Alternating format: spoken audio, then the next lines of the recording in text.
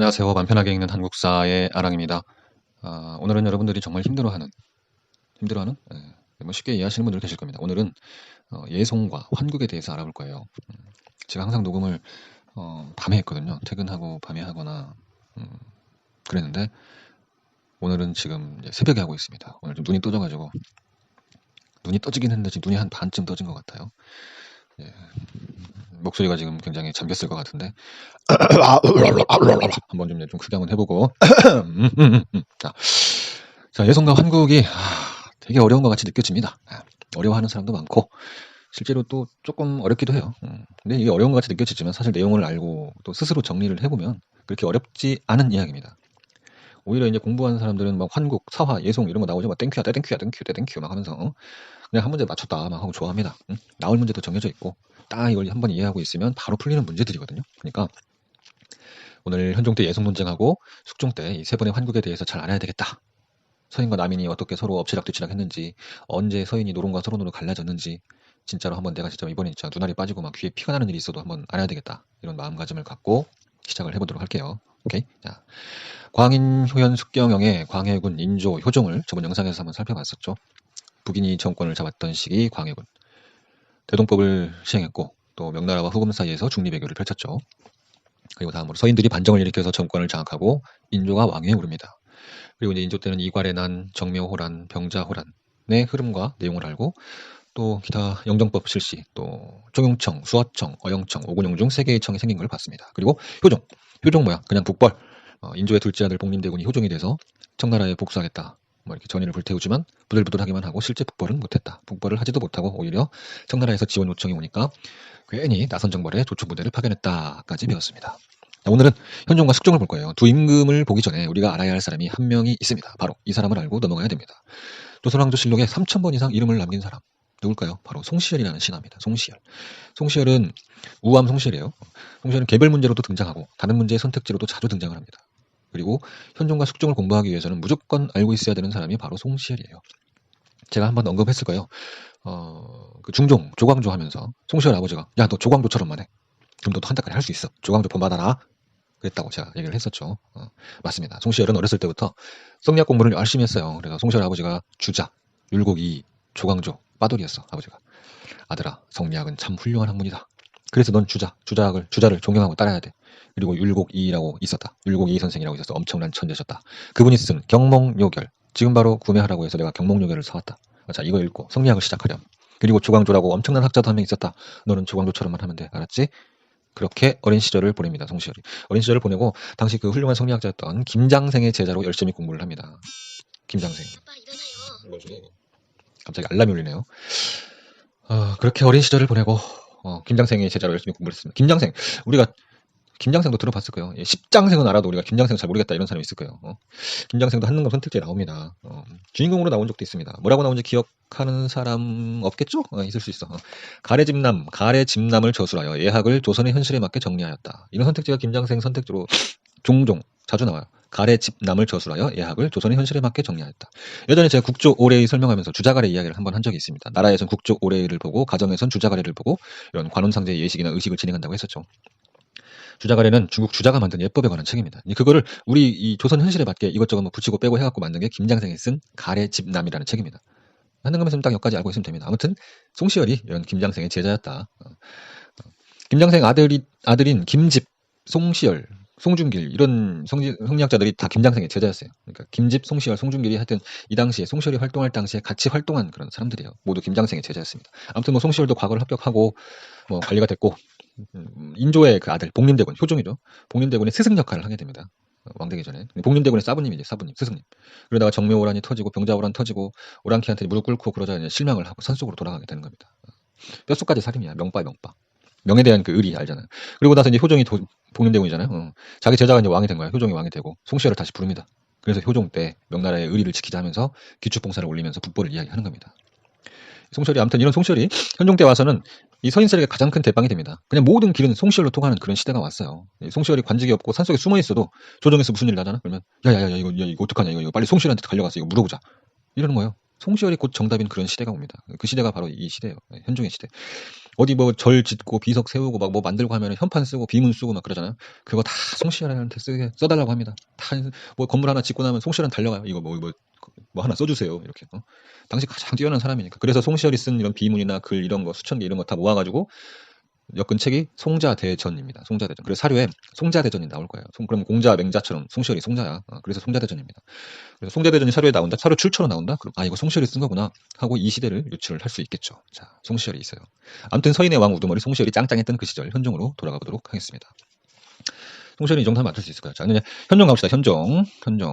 현종의 화면을 한번 쭉 보실게요. 현종 뭐야? 예송이라고 했죠? 예송. 근데 뭔가 이상한데요. 제가 아는 현종은 기의 예송이 어쩌고 갑인 예송이 어쩌고 하면서 상복을 뭐 1년 입내 3년 입내 하면서 싸우는 내용 때문에 머리가 뽀개질 것 같은데 왜 그런 내용은 안 알려주고 화면이 너무 간단합니다.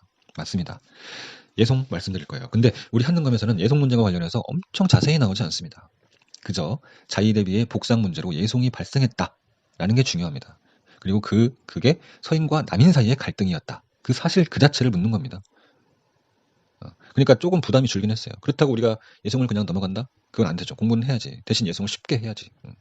일단 예송이라는 말 자체부터 알아야 됩니다. 우리가 흔히 예송 논쟁이라고 말하지만 예송이라는 말 자체가 예법을 가지고 다퉜다. 이런 뜻이 포함되어 있어요. 다퉜다라는 뜻이 포함되어 있어요. 그래서 그냥 예송이라고 하는 게 맞습니다. 저 송자가 우리 그 소송할 때 민사소송, 형사소송 하죠. 국가소송. 소송할 때 그 송이에요. 다툴 송이에요. 송이라는 글자에 다툰다는 의미가 담겨 있기 때문에 그냥 예송 논쟁이라고 하지 말고 그냥 예송이라고만 해도 됩니다. 자, 그럼 예법 때문에 다퉜다. 어떤 예법 때문에 다퉜는지 이제 알아야 되겠죠. 궁궐에 누가 죽었어. 궁궐에서 누가 죽었습니다. 그런데 옛날에는 누가 돌아가시면 상복을 막 몇 년씩 입고 그랬잖아요. 그래서 상복을 몇 년 입느냐, 그 예법 때문에 서로 다툰 겁니다. 이 상복을 몇 년 입느냐의 문제를 바로 복상 문제라고 해요. 복상. 상당했을 때 복장. 상당했을 때 복장이야. 그래서 복상이야. 복상 문제로 예송이 일어나는 겁니다. 도대체 누가 그러면 상복을 몇 년 입느냐 물어봐야지. 바로 자의대비라 불리는 임금의 할머니예요. 인조의 부인이었어. 현종. 자의대비라 불리는 임금의 할머니가 상복을 몇 년 입느냐를 두고 서로 다툰 겁니다. 그래서 선택지에 자의대비 복상 문제로 예송이 전개되었다. 언제? 바로 현종 때. 그런 선택지가 나오는 거예요. 예송을 누가 했어? 서인과 남인이 서로 다퉜어. 그래서 예송은 서인과 남인 사이에 발생한 문제였다라는 선택지도 등장하는 겁니다. 자, 우리 지금 동인 없죠? 동인은 이미 남인과 북인으로 갈라졌어. 없어요. 동인. 북인은 광해군 때 득세했다가 서인들이 인조반정으로 정권 장악하고 싹 사라졌습니다. 지금 남은 거 서인하고 남인뿐이에요. 그리고 서인 세력에 송시열이 있었다. 좀 전에 얘기했죠. 그리고 서인 세력이 송시열을 필두로 해서 쪽수도 많고 우세한 세력이었다. 자, 이 상태에서 이제 자의대비가 누구인지 알면 일단 화면 속 선택지가 모두 해결이 됩니다. 과연 자의대비가 누구일까? 자의대비는 인조의 부인입니다. 인조의 부인. 그러니까 인조 아들 복림대군 효종이죠. 효종의 아들 현종 때 예송이 일어난 거잖아. 그러니까 자의대비는 현종한테 누구야? 할머니지. 할머니가 되겠죠. 자, 이제 예송에 대해서 간단하게 알아볼게요. 예송의 세부 내용에 대해서. 자, 시험에 예송이 자세히 문제로 나오지 않습니다. 그래도 알고 있어야 돼. 서인과 남인이 어떤 주장을 했고 또 누가 승리했는지 알아야 됩니다. 우리 지금 붕당을 차근차근 하고 있는 중이잖아요. 현종은 그냥 예송 하나입니다. 자, 즉위하자마자 예송이 일어나고 현종이 업적 다른 거 없어요. 자, 즉위하자마자 예송이 일어나고 또 제2기간 다 끝나고 죽기 전에 예송이 일어납니다. 두 차례 예송. 현종의 처음과 끝에 예송이 있어요. 자, 보시면 기해 예송과 갑인 예송이 있습니다. 기갑이야, 기갑. 우리 기갑 부대 할 때 그 기갑입니다. 기해 예송과 갑인 예송이 있습니다. 예송 쉬워요. 두 차례 예송 모두 기본적으로 자의대비, 즉 현종의 할머니가 상복을 몇 년 입느냐를 따지는 거예요. 근데 서인은 지금 기해 예송부터 보는 겁니다. 서인은 아빠 효종이 차남이라는 겁니다. 차남. 효종이 죽었어.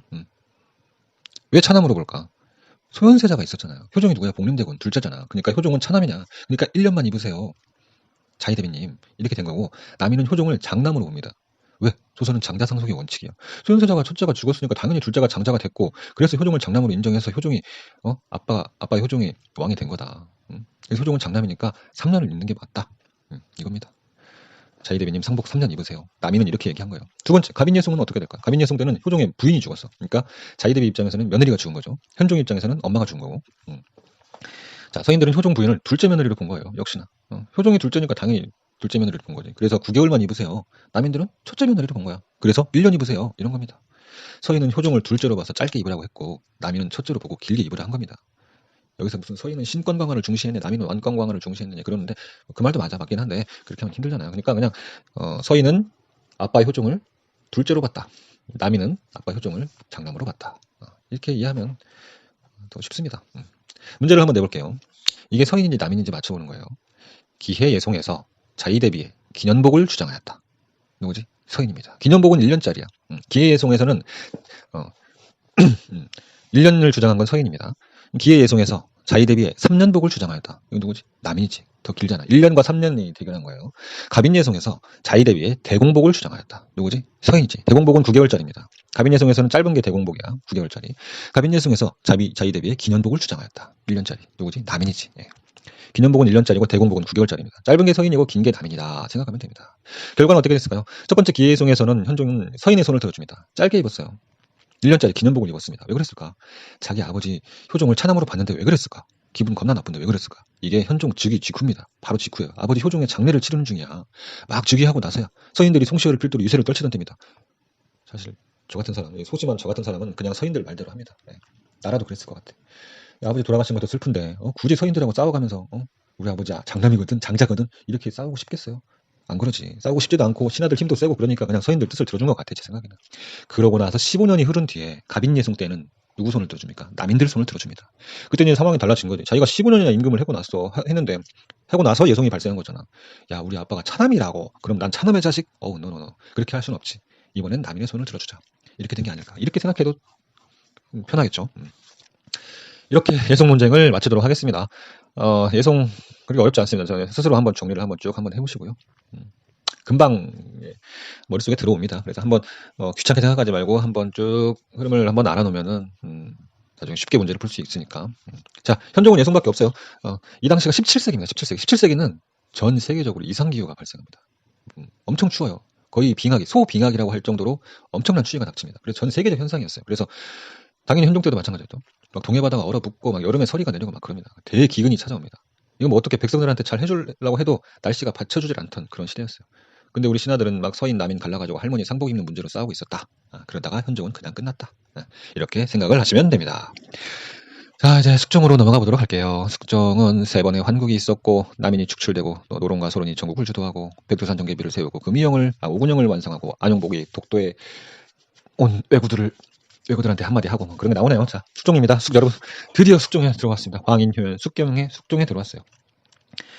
자, 현종은 부인도 한 명이었고 아들도 한 명이었습니다. 바로 숙종 한 명이었어요. 그러니까 숙종은 그냥 왕이 될 운명이야.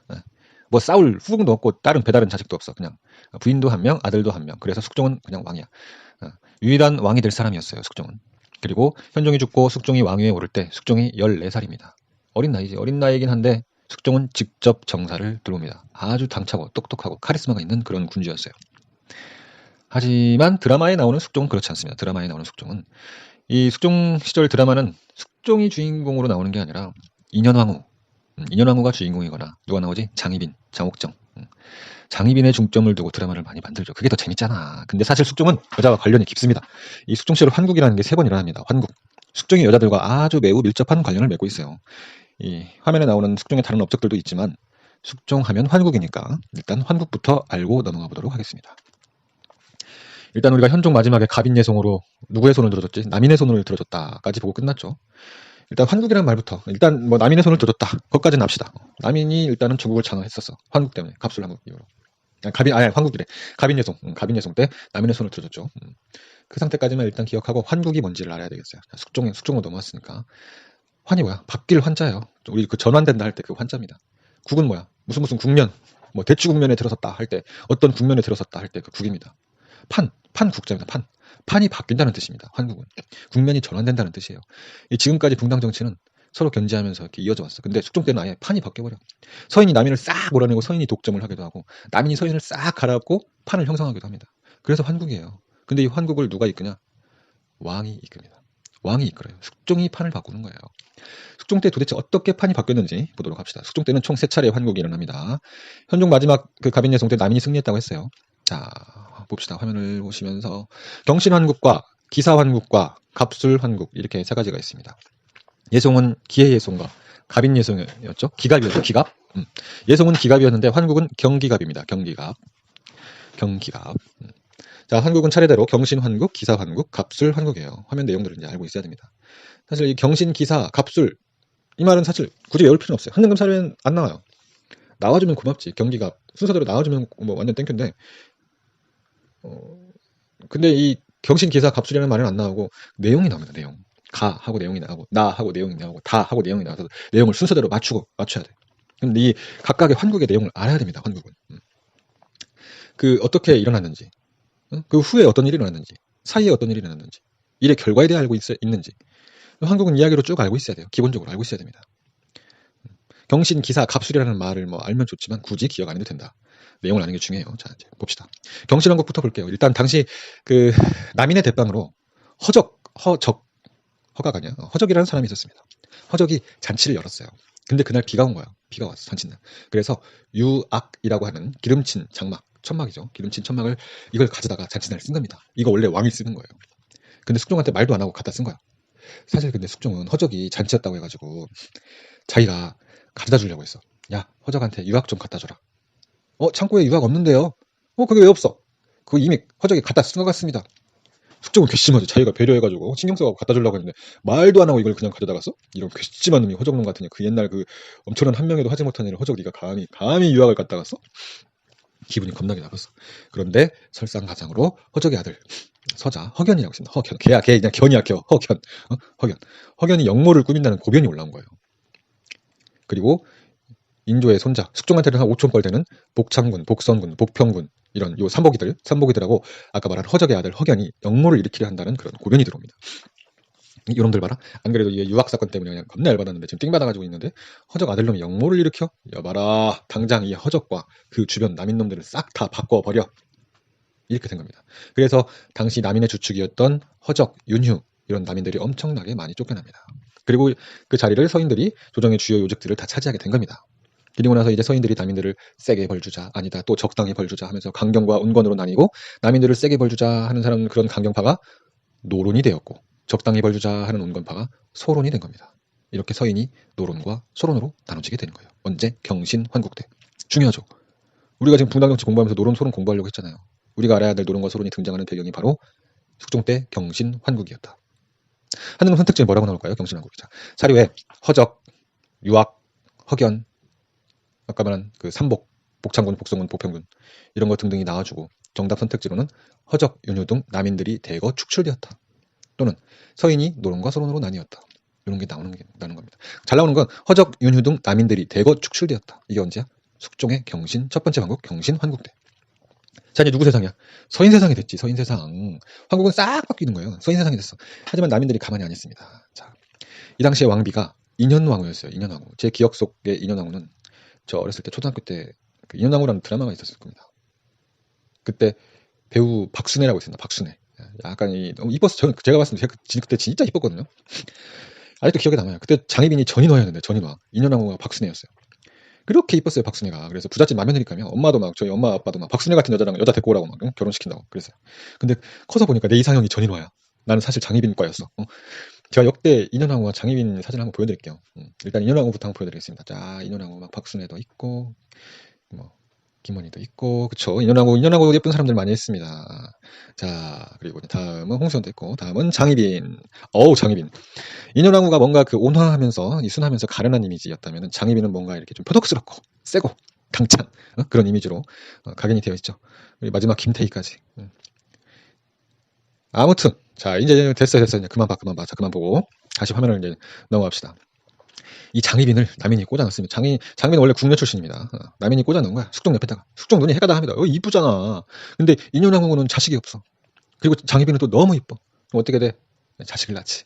장희빈의 자식을 낳습니다. 맨날 장희빈 침소에 가는 거야 이제 숙종이. 그리고 아들까지 낳게 됩니다. 자, 국녀 출신 장희빈을 숙종이 너무 좋아했어. 아들이 나왔어. 그 아들을 원자로 책봉하려고 합니다. 우리 지금 이제 중간 환국, 무슨 환국, 기사 환국 하고 있는 거예요. 갑술. 아니, 경신 환국, 기사 환국, 기사 환국. 장희빈의 아들을 원자로 책봉하려고 합니다. 원자? 제가 세자 책봉은 들어봤는데 원자는 처음 들어옵니다. 그런 사람이 있을 거예요. 원자는 왕의 큰아들, 맏아들을 원자라고 해요. 원자로 책봉한다. 원자의 명호를 정한다. 이런 말입니다. 원자의 명호를 정한다는 말이 원자로 책봉한다. 너를 나의 맏아들로 하겠다. 그리고 보통 이 원자가 바로 세자가 됩니다. 오케이? 세자가 되기 전에 원자를 먼저 책봉하는 거예요. 자, 이렇게 장희빈의 아들을 원자 책봉을 하려고 하는데 서인들이 그걸 반대합니다. 왜 반대하느냐? 지금 인현왕후가 멀쩡히 있어. 이 전인왕 같은 예쁜 인현왕후, 그 당시 인현왕후 나이도 젊어. 아니 이런 멀쩡한 왕비를 놔두고 아직 젊은데 좀만 더 기다리고 열심히 노력하면 아들을 낳아서 우리의 적장자의 원칙대로 왕비한테서 낳은 아들을 원자로 책봉해야지. 그걸 못 기다리고 궁녀 출신인 장옥정의 아들을 원자로 책봉하면 어떡합니까? 아 좀 제발 좀 숙종 대왕님 그러지 좀 마세요. 응? 서인들이 이렇게 얘기한 거야. 특히 서인의 대빵, 노론의 대빵, 당시 그 최고 권력했던 송시열이 상소를 올립니다. 아, 좀, 진짜, 제발 좀, 숙종님아, 장옥정의 아들은 진짜 아니잖아요. 이년하고 민씨가 멀쩡하게 있는데 왜 그러세요? 너무 이렇게 원자 책봉하는 건 좀 너무 이런 거 아닙니까? 응? 하지만 숙종은 이미 눈 돌아갔어.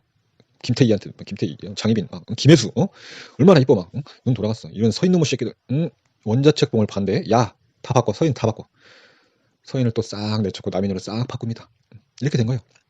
그래서 두 번째 기사반국의 사료에는 희빈 장씨가 나오고 원자 책봉 또는 원자의 명호를 정한다 이런 말들이 나오고 또는 인현왕후 민씨가 나오고 송시열이 원자 책봉을 반대하다가 쫓겨나는 사료들이 나와줍니다. 그럼 선택지로 뭐가 나오냐? 남인이 권력을 장악하고 희빈 장씨가 왕비로 책봉되었다. 이후에 어떤 일이 일어나냐면 결국에 경신 한국으로 그 인현왕후 민씨가 패출이 됩니다. 인현왕후가 패출되고 장희빈은 왕비가 돼요. 그리고 송시열은 쫓겨납니다. 송시열 쫓겨나고 관직을 박탈당하고 결국 죽게 됩니다. 사약을 놓고. 그래서 서인들이 모두 실각을 하고 남인들이 다시 득세를 하게 되는 거예요. 그래서 선택지에 남인이 권력을 장악하고 희빈장씨가 왕비로 책봉되었다. 또 희빈장씨 소생의 원자 책봉 문제로 환국이 발생하였다. 또 원자의 명호를 정한 것에 반대한 서인이 축출되었다. 이런 선택지가 기사환국의 선택지로 나오게 됩니다. 자, 이제 마지막 갑술 환국을 살펴봅시다. 장희빈이 왕비가 되고 남인들이 다시 득세를 하게 됩니다. 서인들 이제 노론 소론들이 가만히 안 있지. 인현왕후 민씨를 다시 복위를 시키려고 해요. 애를 씁니다. 이제 집으로 돌아갔어요. 인현왕후는 사가라고 하는 사가 집으로 돌아갔습니다. 민씨를 다시 근데 복위시키려고 서인들이 애를 써요. 노론 소론이. 남인들은 어떻게든 장희빈과 그의 그 아들을 원자로 유지시키려고 애를 쓰겠지. 그러면 숙종의 마음은 어땠을까? 그게 제일 중요하지. 지금 한국 어때? 붕당들이 뭐 어떻게 한 거 아니야. 다 숙종 마음대로 한 거잖아. 지금까지 붕당을 서로 지지고 볶고 했었지만 숙종실의 한국은 뭐야? 왜 붕당 정치의 변질이라고 하죠. 변질. 붕당의 주도권이 왕에 의해서 한순간에 바뀌기 때문에 그런 겁니다. 그래서 숙종을 이렇게 장희빈 치마폭 속에서 노는 그런 왕으로 드라마에 나오지만 실제로는 모든 이런 주도권을 쥐고 흔드는 그런 임금이 숙종이었어요. 자, 아무튼 서인은 인현왕후를 다시 복위시키려고 남인은 장희빈을 싸고 돌아. 근데 숙종은 또 이미 딴 여자한테 마음이 가 있습니다. 바로 숙빈 최씨라는 무술이 출신 여자에게 가 있어요. 그녀가 바로 우리가 이제 앞으로 다가올 영조의 엄마 최복순 숙빈 최씨입니다. 그리고 자기가 예전에 이제 인현왕후를 패출시킨 것에 대해서 후회를 하게 됩니다. 숙종이. 그래서 서인들 노론 소론들 말을 듣고 그래 인현왕후 그래 복위하자 복위시켜주자 그래 어차피 나 숙빈 최씨 있잖아. 인현왕후 뭐 복위시켜도 돼. 근데 남인들이 이제 복위 운동을 반대하지. 복위 운동을 반대합니다. 남인들은 장희빈을 그거 해야지. 장희빈을 계속해서 유지시켜야 되니까 남인들은. 근데 또 그런 소문도 퍼져요. 남인들이 숙빈 최씨를 독살하려 한다는 그런 또 소문이 퍼집니다. 숙종은 이제 빡칩니다. 아 감히 숙빈 최씨를 건드려? 내가 지금 좋아하는 여자? 야 남인들 이거 안 되겠다. 야 다 갈아엎어버려. 이렇게 또 남인들이 모두 갈아엎어집니다. 이게 바로 마지막 환국 갑술 환국이에요. 갑술 환국은 사료와 선택지에서 뭘 찾아야 될까? 옛 중전을 다시 복위시킨다. 인현왕후를 다시 복위시키냐. 그리고 장희빈을 강등시킨다. 남인을 몰아내고 노론과 소론을 다시 등용했다. 예전에 쫓아내고 그리고 예전에 송시열을 쫓아내고 관직을 박탈하고 죽이기까지 했죠. 그래서 그런 송시열 관직도 회복시켜주고 제사도 지내주고 그렇게 합니다. 갑술한국 이후에. 그래서 결국에 인현왕후가 다시 복귀하고 장희빈은 강등되고 쫓겨나고 나중에 사약 먹고 죽게 됩니다. 그리고 다시 남인들은 쭈구리가 되고 전국을 노론과 소론이 주도하게 되는 겁니다. 이렇게 세 번의 환국이 끝나게 됩니다. 끝났어요. 마지막 갑술 환국 이후에는 이제 어떻게 되었을까? 장희빈은 죽었죠. 장희빈의 아들은 어떻게 됐을까? 원자로 책봉되고 세자였던 그 장희빈의 아들 어떻게 됐어요? 장희빈도 죽고 혼자 남았는데 어떻게 해? 걔가 바로 광인, 효연, 수병의 경종이에요. 경종이 바로 장희빈의 아들입니다. 그리고 마지막 숙빈 최씨, 마지막 숙종이 좋아했던 숙빈 최씨의 아들 연인군이 이 경종 다음으로 영조가 되는 겁니다. 장희빈의 아들은 소론들이 지원을 했고 연인군 영조는 노론들이 지원을 했어요. 지금부터 남인들은 없어. 남인들은 그냥 쭈구리야. 이제 같은 서인 계열인 노론과 소론의 싸움이 시작되는 겁니다. 노론과 소론밖에 없어 조정에. 남인들은 개쭈구리. 그래서 몰락한 남인들이 쭈그러져서 공부하는 게 뭐야? 바로 시락 공부를 해. 시락. 그래서 17세기, 18세기 이런 조선의 실학자들한테 몰락한 남인 출신들이 많은 겁니다. 알겠죠? 자, 이렇게 숙종의 환국을 끝내고 실학 이야기는 나중에 하기로 하고, 자 이렇게 숙종의 환국을 끝내고 다시 한번 쭉 보세요. 서인과 남인이 환국 동안 어떤 순서로 집권을 하나, 또 어떤 이유로 집권을 하나, 사료를 보고 이게 어떤 환국인지 알고 있어야 되겠죠. 그래야 문제를 풉니다. 자, 환국은 여기까지 하는 걸로 하고, 큰일 났네. 이제 빨리 애기 이제 밥 줘야 되겠네. 빨리 이제 밥 줄 시간이네. 새벽에 이제 출근해야 되는데. 자, 환국은 여기까지 하고 숙종의 다른 선택지를 빨리 봅시다. 자, 청과의 국경을 정하는 백두산 정계비를 세웠다. 이 당시에 백두산 근처로 해가지고 청나라 사람들하고 조선 사람들이 서로 많이 싸웁니다. 서로 자기 땅이라고 우기는 거야. 거기서 막 산삼도 캐고 사냥도 하고 그래야 되거든. 그래서 막 싸우다가 사람도 죽고 막 그렇게 됩니다. 야, 청나라 이거 안 되겠다. 이거 좀 경계를 좀 확실히 좀 정해가지고 각자 자기 땅에서 인삼도 캐고 사냥하고 그렇게 하자. 또 쌈나겠어. 그래서 서쪽으로는 압록강, 동쪽으로는 토문강 이렇게 딱 돌을 깎아서 비석을 세워서 딱 거기다 박아놓습니다. 그게 바로 숙종 때 세운 백두산 정계비예요. 이거는 이제 간도 관련 문제로 나오기도 합니다. 간도 기속 문제라고 하죠. 숙종 때 청과의 국경을 정하는 백두산 정계비를 세웠다라고 기억을 하시면 됩니다. 그 다음으로 금이영을 설치하여 오군영 체제가 완성되었다. 우리 예전에 했었죠. 오군영. 오군영이 임진왜란 때 그 임진왜란 휴전 기간에 훈련도감이 처음 설치됐고 그 다음 인조 때 총용청, 수화청, 어영청이 만들어지고 마지막 숙종 때 금이영이 만들어지면서 오군영이 완성되었다. 바로 숙종 때. 자, 그리고 대동법이 숙종 때 전국적으로 확대가 되고요. 숙종하면 뭐랬어? 돈이지 돈. 숙종, 돈. 조선 숙종 뭐야? 상평통보. 상평통보가 전국적으로 유통이 됩니다. 그 다음에 안용복이 독도에서 활동하던 그런 일본 어부들 몰아내고 일본 막부까지 가가지고 항의하고 독도는 우리 땅입니다 하고 확약을 받고 돌아온 게 언제야? 바로 숙종 때문에 숙종. 이제 발음이 꼬이기 시작합니다. 자, 오해하면 숙고요. 이게 엄청 대단한 거예요. 안용복의 독도. 사실 그냥 안용복은 부산에 동네에 살던 그냥 어부입니다. 어부. 이 사람이 우리나라 지도를 딱 들고 가갖고 일본 에도막부 거기 딱 가가지고 야 니들 울릉도 독도 고기 좀 잡지 마. 이 지도 한번 봐봐. 울릉도하고 독도는 우리 강원도에 속하는 땅이야 이놈의 새끼들아. 내가 가지고 온 이 지도 좀 꼭 좀 봐라. 여기 우리 땅이야. 아주 미치겠어 아주. 그리고 일본에서는 그 지도를 보고 안용복이 가져온 지도를 보고 지도를 딱 베껴가지고 딱 또 그려놓습니다. 그리고 나서 아 이거 진짜 조선 땅이었네 하면서 웬열 하면서 이제 에도막부 조정에서 우리 조정으로 편지를 보냅니다. 앞으로 울릉도 그 근처에서 고기잡이 안 할게요. 대단한 거죠. 네. 아무튼 그때가 언제다? 바로 숙종 때다. 숙종은 뭐야? 간도와 독도 둘 다 연관 있는 임금이네. 아까 백두산, 간도는 백두산 정계비, 독도는 안용복, 둘 다 숙종이다. 기억을 하면 되겠죠. 자, 오늘은 여기까지 하면 될 것 같은데 아직 시간이 조금 한 5분, 10분 남았으니까 영조, 정조까지는 못하고 경종까지 짧게. 경종은 거의 안 나오지만 딱 한 가지 나옵니다. 한 가지 딱 나와요. 경종이 누구야? 장혜빈의 아들이지. 세자측봉 돼가지고 숙종의 뒤를 이어서 왕이 되었고 경종을 누가 지지했어? 소론들이 지지를 했습니다. 그런데 숙빈추 씨의 아들도 있어요. 연인군이라고 있습니다. 연인군. 연인군이 훗날 영조예요. 연인군을 지지하는 세력이 바로 노론들이라고 했죠. 경종이 왕을 하는데 아들이 없습니다. 경종이. 몸이 또 약해. 그러자 노론들이 연인군으로 세제책봉을 하라고 합니다. 세제책봉. 내가 살다가 세자책봉은 들어봤는데 세제책봉은 처음 들어봐. 세제책봉. 옛날에 그 코미디 프로 있죠. 세자. 우리 예전에 코미디 프로 있잖아. 무슨 바보 임금 하나가 나와가지고 임금인가 하여튼 왕자가 나와가지고 맨날 세제책봉 이러잖아. 세제책봉. 외치는 있잖아. 그 옆에 지금 나오죠. 이진호인가? 얘가 맨날 세자측봉 이러잖아. 발음이 꼭 세자측봉 이러는 것 같기도 하거든요. 전 이거 들으면서 얘가 혹시 경종인가? 이런 생각을 한 적이 있습니다. 배다른 동생이야. 배다른 동생. 영조는 배다른 동생. 자, 이 내용을 한번 얘기해볼까? 뭔 얘기하다 또 이렇게 예로 넘어간 거야. 아무튼. 자, 세제책봉. 세자는 왕의 아들이야. 세제는 뭐야? 왕의 형제입니다. 형제. 배다른 동생이긴 한데 경종의 이복 동생으로 바로 연인군 그래 영조. 힘센 노론들이 경종 임금님 당신 몸도 안 좋고 아들도 없잖아. 연인군으로 세제책봉을 합시다. 세제책봉하고 대리청정 하는 게 어때요? 살아있는 왕한테 그렇게 얘기를 합니다. 살아있는 경종한테 그렇게 얘기를 해 노론들이. 그래서 근데 세제책봉까지는 합니다. 아들이 없으니까 어쩔 수 없이 세제책봉을 해요. 근데 사실 좀 열받지. 대리청정을 하라니 열받는 겁니다. 그래서 소론들이 옆에서 이야기합니다. 저 늙은 노론 대신들을 다 보내버리셔야 합니다. 그래야 우리가 삽니다. 그래서 세제책봉 및 대리청정 이런 문제로다가 노론들을 많이 유배를 보내고 죽이는데 그게 신임사화라고 해요. 신임사화. 한능검에 근데 신임사화라는 말은 안 나오고 대신에 이제 왕세제, 세제책봉 이런 말이 나온다. 그럼 이거는 바로 이거 경종에서 영조로 넘어가는 그 시점이구나 이렇게 알아야 되는 거예요. 그리고 그 이후에 일어난 일은 해서 영조의 업적이 나옵니다. 뭐 탕평비를 세웠다든가 그런 문제가 나와요. 아까 아무튼 뭐 몸이 안 좋던 이런 장희빈의 아들 경종이 일찍 죽게 되고 스스책봉을 외쳤던 그 뒤를 이어 세제책봉 되었던 연인군이 임금이 되니까 그가 바로 그 유명한 영조 임금이 되는 겁니다. 영조가 노론의 지지를 받았을 때 왕이 됐지. 왕이 되긴 했는데 영조는 이런 붕당 노름 이렇게 너무 싫어. 또 영조 때 또 초기에 무슨 난도 일어나고 합니다. 이인자의 난이 일어나요. 그래서 영조는 탕평책을 펼치죠. 탕평책을 펼치고 탕평비 비석을 딱 세우고 그러죠. 그래서 아까도 얘기했듯이 방금 이야기한 그런 경종의 이런 왕세제, 스스책봉 관련된 세제책봉 관련된 이런 사료가 나오고 이후에 일어난 일로 맞는 것은 하고 탕평비가 세워졌다 이런 문제가 나옵니다.